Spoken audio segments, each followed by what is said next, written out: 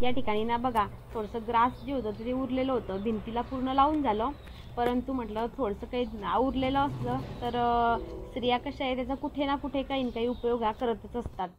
तर हा जो मी ग्लास बसवला आहे म्हणजे आरसा जो बसवलेला आहे, तर असं वाटलं पाहिजे की तो जो आरसा आहे तर तो आहे ना ग्रासमध्ये फसवलेला आहे, असं मी थोडंसं डोकं लावलं आणि त्याच्या अशा पट्ट्या ज्या होत्या छोट्या छोट्या बारीक आकाराच्या त्या कापून घेतल्या आणि मग त्या ग्लूगनने तो ग्लासच्या शेजारी असं चिटकवण्याचा प्रयत्न केला थोडासा.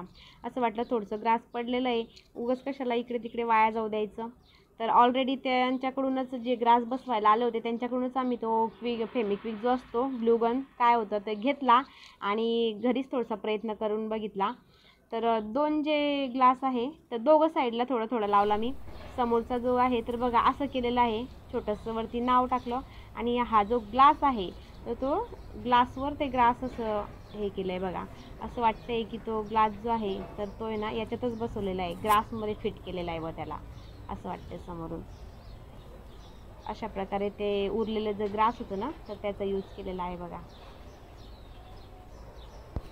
तर या साईडला ना मागच्या साईडला पण काच होता, तर त्या ग्लासला सुद्धा बघा छोट्या छोट्या स्ट्रिप केल्या आणि अशी बॉर्डरमध्ये तो ग्लास लावला. तर असा प्रयत्न केलेला आहे. छोटंसं पार्लर आहे म्हणून छोट्या छोट्या गोष्टी अशा घरीच मी प्रयत्न करते आहे आणि असं सजवण्याचा प्रयत्न करते आहे माझं पार्लर.